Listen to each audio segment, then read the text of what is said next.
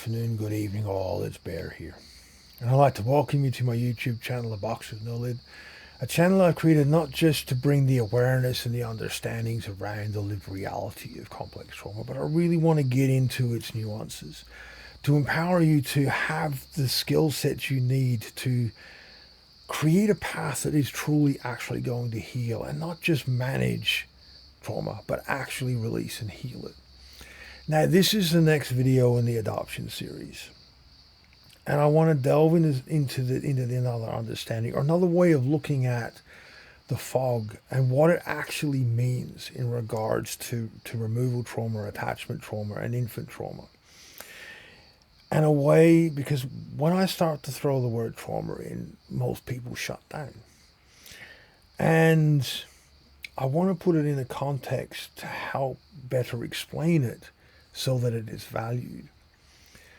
Because so much of infant and young childhood trauma is purely in physiological response, neurophysiological response, felt sense stuff. There's very little cognitive to it. And because especially when you're looking at pre-verbal, the ability to articulate it, to be able to explain it to another is not there. And when things cannot be explained, they are so easily dismissed. And through that dismissal, they're not valued. This is why we get the statements of children are resilient and all this kind of bullshit. And it is bullshit. Children are not resilient. Children cope and build survival states that dictate and shape everything their future life will be. And it's not because they're resilient. It's because they cannot articulate and explain to another what they are feeling and what is going on. To put this into the context for this video, if you take the word trauma out and put in the word grief, we're seeing videos, all of us have seen videos, on the news when they're showing a funeral and the person collapses, this complete overwhelmment of what grief is.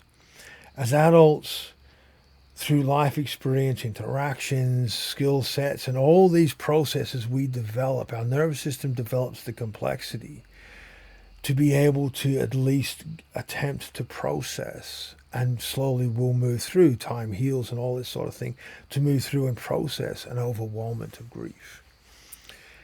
An infant doesn't have any of those experiences. You're throwing huge amounts of overwhelming experiences onto a nervous system, onto a brain, and all the physiological aspects of an infant and young child's body that are still developing. There aren't the mechanisms to process, let alone interpret, and let alone put into the context necessary for it to be processed through into long-term memory. So it becomes trapped. And this is the fog. When our nervous system is completely overwhelmed, the nervous system switches into base brain, which is purely to keep our organs working, to keep our body alive, to hopefully get through. That's the whole playing possum, playing dead thing. That's the large part of the freeze state, is that process of being able to get through.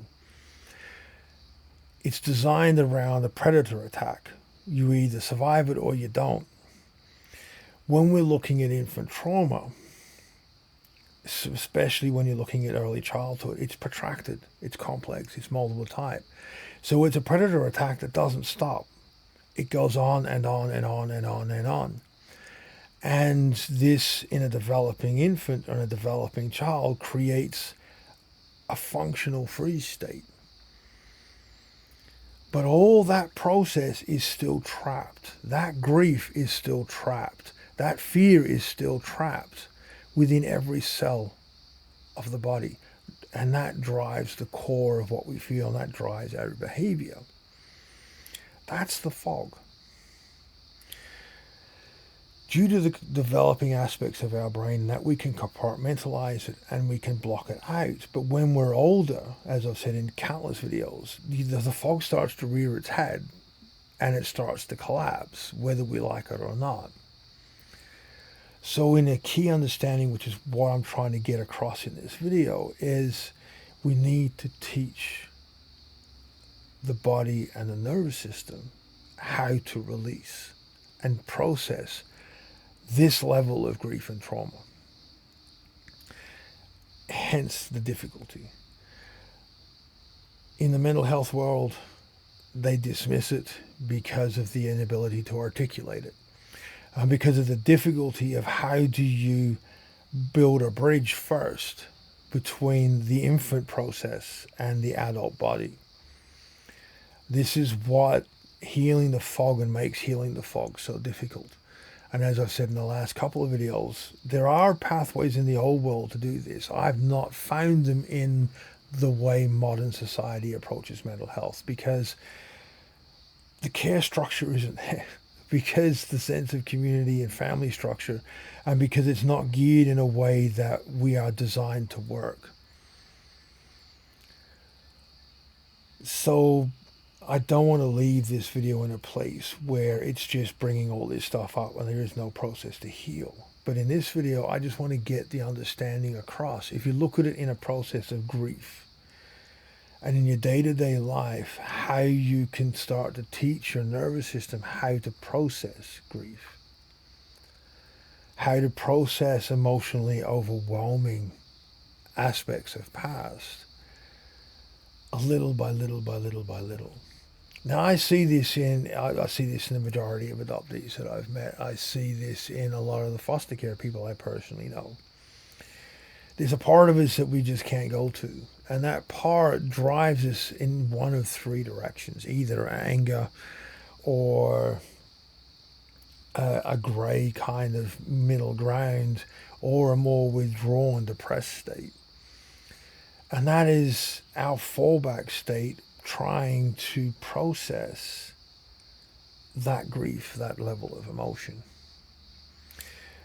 Those that push through an anger or an intensity is if we have these emotions that overwhelm that a lot of emotion, then it'll go away. We don't have to feel it. If we have those that go into a more of a grey, where their emotional range is between these two narrow parameters, going any further risks going into that emotional place that we don't want to go to, that grief that is trapped there. Or there are those that no matter how hard you try, you just can't get out of it. And it remains a constant presence. And there's those people that flatline. They're just emotionally flatlining. There's an emotional distance and approachability and all these aspects around that. None of this is our fault, as I've said in most videos, because it's not. We were infants, we were kids. We didn't make any decisions that created this whole mess. But having the understanding that our body remembers, having the understanding that our body never had the opportunity to develop and learn how to process what it remembers because it happened so young. So if you look at it from a grief perspective, if you look at it from a fear perspective, and to put it into an absolute context, when the modern world brushes off infant trauma and young childhood trauma as the resilience of a child, they won't affect them because children are resilient. They're not resilient. Children cannot articulate, therefore it's ignored. The inability to express is a large part of the ability to process.